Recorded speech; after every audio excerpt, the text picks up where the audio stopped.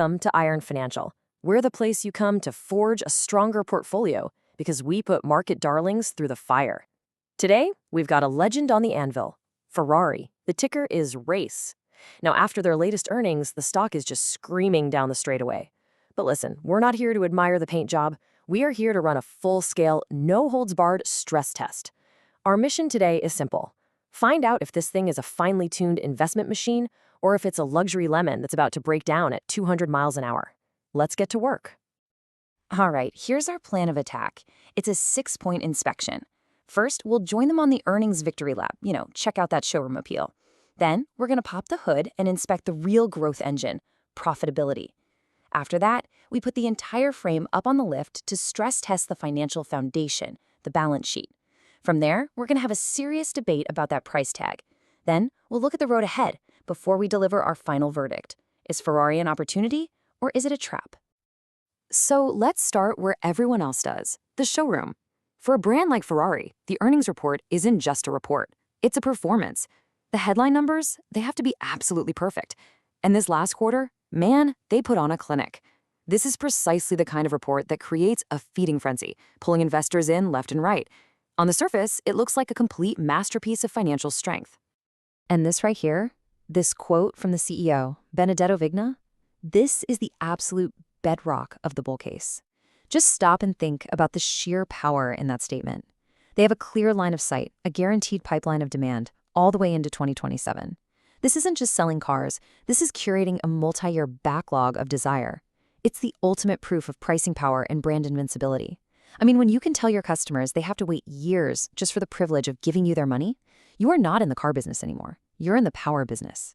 When you control demand this far out, you control your own destiny. And for an investor, that's a foundational pillar you can build a portfolio on. Okay, let's get into the hard data. First up, earnings per share. Wall Street had them pegged at $2.44. Ferrari came in and delivered $2.49. That's a 2.05% beat. Now look, don't just brush that number off as small. For a precision-engineered company like Ferrari, a small, consistent beat is a signal of immense control. It's not about shocking the market with some giant surprise. It's about demonstrating flawless, predictable execution quarter after quarter. It proves that management isn't just along for the ride. They have their hands firmly on the wheel, and they are navigating every single turn with absolute precision. And it wasn't just on the bottom line. Look at the top line revenue. They blew right past estimates by 30 million euros. This, my friends, is where the rubber meets the road. That incredible, mind-boggling demand we just talked about, it's translating directly into cold, hard cash flowing right into the company's coffers. They aren't just taking names for some waiting list. They are delivering these incredible machines and banking record-setting revenue. This kind of top and bottom line beat is the 1-2 punch that makes the big money. The institutional investors sit up and pay very close attention. But this is the number that really matters to us here at Iron Financial. 50%. A 50% surge in industrial free cash flow. Look, revenue is glamour, earnings can be opinion, but cash flow is fact. It is the raw, unadulterated torque of the business. It's the money that's left over after all the bills are paid and all the necessary investments are made. A jump this massive signals incredible operational power. It builds a war chest that makes them resilient, almost bulletproof, to any economic storm that might be brewing. This is pure financial firepower. Okay, hold on a second. A victory lap is one thing, and I'll admit, the numbers look great on the showroom floor, no doubt about it. The paint is polished, the headlines are buzzing, it all looks perfect. But I've seen plenty of beautiful cars that have absolutely terrible engines under the hood. Beating estimates is good, and I'll give you that 50% cash flow number, that's impressive. But are they actually making money efficiently? Or are these sales coming at a crazy high cost? We need to look past all this glamour and inspect the actual performance of the engine, the real profitability. An excellent point. And that is exactly where this stress test is going next. You're right, the showroom appeal gets you in the door, but it's the engine's performance that determines if this is a durable, long-term investment. So let's pop the hood, let's get our hands dirty, and look at the core profitability metrics. We need to see if this machine is as efficient as it is beautiful. Is it all just smoke and noise, or is there real, raw power being put to the pavement? And the numbers are, well, they're staggering. Just look at this. An operating margin of nearly 30%. Let me be perfectly clear. For any other automaker on the planet, that is an impossible, unbelievable figure. Most of them are lucky if they can hit high single digits. This is a testament to their brutal efficiency and their completely untouchable pricing power. And then you've got the net margin, over 22%. That means for every single dollar of revenue that comes in the door, 22 cents hits the bank as pure profit. This isn't an auto company. It's a luxury goods company that just happens to sell cars. This is the very definition of a well-oiled machine. Now let's go even deeper and look at the EBITDA margin. Just think of this as a pure measure of a company's core operational profitability before all the accounting tricks and tax complexities get involved. It's a really clean look at the cash-generating power of the business itself. Theirs is a massive 38.52%. And look at this, their own internal target for 2026 is 39%. They're already there, years ahead of schedule. This proves that management isn't just out there making empty promises. They're executing their plan with surgical precision. This is a team that is hitting its marks consistently and reliably, time and time again. Okay, the engine is impressive. The margins are incredibly rich. I can't argue with that data. But a powerful engine in a weak frame is a recipe for absolute disaster. What happens if the global economy hits a hairpin turn? We're talking about a company that sells the definition of an ultra-luxury good. A recession could hit them and hit them hard. So the crucial question for me is, how strong is the chassis? Is the balance sheet actually built to withstand a shock, or are there hidden cracks in the financial foundation? Forget the engine for a moment, let's talk about structural integrity. Challenge accepted. A powerful engine is useless without a solid frame. So now we move from the engine to the chassis. We are putting the balance sheet itself through a rigorous stress test to see if it's built from forged steel or flimsy aluminum. This is where we find out if the company has the durability to match its incredible performance. Okay, this table lays it all out, piece by piece. First, look at the current ratio, 1.84. A number over 1 is considered healthy. 1.84 is incredibly robust. It means they have $1.84 in short-term assets for every single dollar of short-term liabilities. They can easily cover all their bills, no sweat. Next, debt to equity is 0.76. This shows a very balanced, very intelligent use of leverage. They aren't afraid to use debt to grow, but they are far from being over-leveraged. It's the sign of a prudent, experienced management team. But this last number? This is the real heavyweight champion. Interest coverage of over 48. This is immense. It means their operating income covers their interest payments 48 times over. Servicing their debt is not even a remote concern. This isn't just a balance sheet. It's a fortress. Those individual parts are strong. I see that. But I want to test the whole structure at once. Give me one number, one single metric that tells me the risk of a total collapse. Let's run the ultimate diagnostic, the Altman Z-score. Now, for anyone unfamiliar, this is a formula that was designed specifically to predict the probability of a company going bankrupt.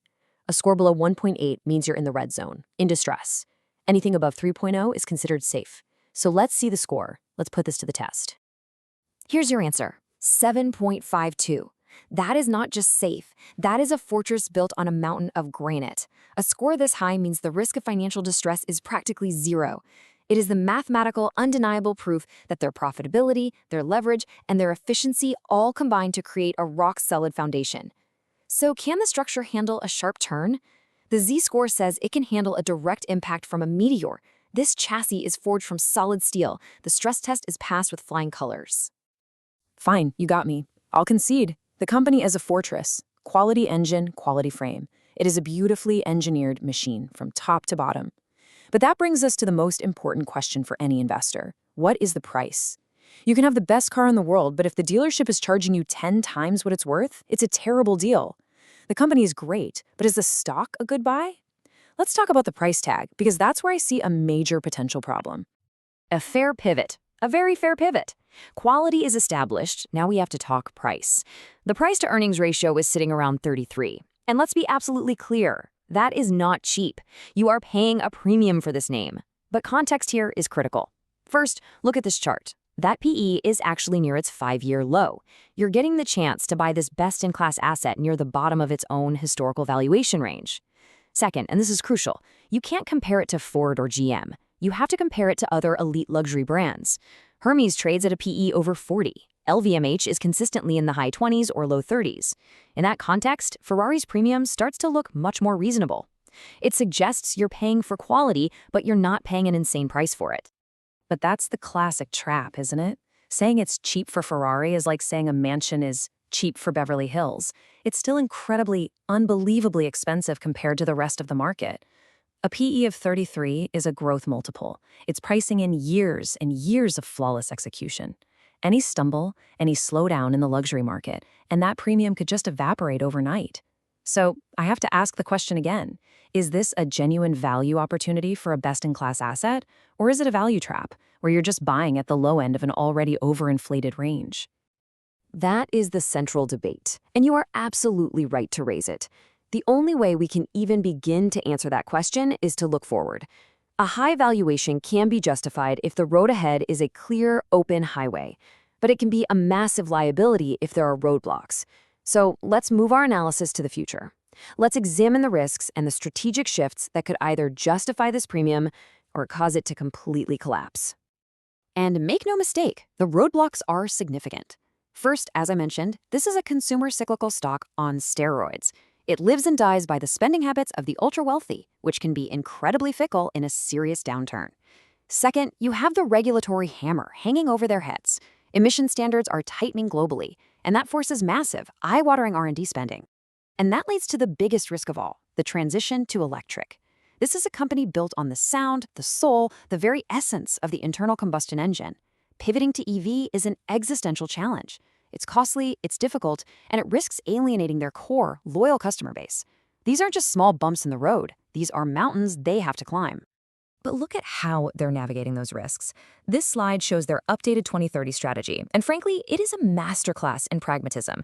They're protecting the soul of the brand with 40% of their lineup still being pure internal combustion. They're building a bridge to the future with 40% hybrid, and they're investing in what's next with 20% fully electric. Now, the key word here is updated. They actually scaled back their EV target. Some people in the market saw that as weakness. I see it as tactical genius. They are adapting to market reality, not blindly chasing a trend. They are listening to their customers and protecting the exclusivity of the brand above all else. This isn't a sign of weakness, it's a sign of intelligent navigation. So here we are. We've run the diagnostics, we've inspected the engine, we've stress-tested the frame, and we've debated the sticker price. We've looked at the map for the road ahead. Now it's time for the final verdict. Let's forge the bull and bear cases one last time to answer that ultimate question, opportunity or trap. Okay, let's forge the bull case. First, you have a dominant, untouchable brand with proven, absolute pricing power, evidenced by an order book that stretches all the way into 2027. Second, you have the engine, world-class, best-in-class profitability and margins that most companies on this planet can only dream of. Third, the chassis is a fortress. The balance sheet is rock solid, with an Altman Z-score that signals virtually zero financial risk. Fourth, you have the price. And while it's not cheap, the valuation is near its 5-year low and looks very reasonable when you compare it to its luxury peers, offering a rare entry point for such a quality asset. And finally, it all comes down to the cash. This company is a machine at generating free cash flow, giving it the ultimate flexibility to navigate any future. That, right there, is the opportunity. But here's the counter-argument, the trap.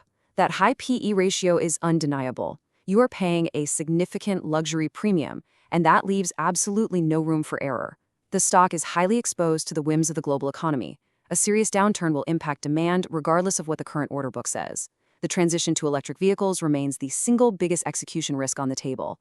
It is a massive, expensive, and difficult undertaking that could easily go wrong. And finally, their entire business model is a paradox. Long-term growth has to be achieved without diluting the extreme exclusivity that makes the brand valuable in the first place. That is a high-wire act with no safety net. So the final question we leave you with is this. Does the unparalleled quality of this machine justify the premium price tag and all the risks on the road ahead? That's for you to decide. Quick disclaimer, everything I share is for entertainment and informational purposes only. I'm not a financial advisor, so please do your own research or talk to a professional before making any moves with your money.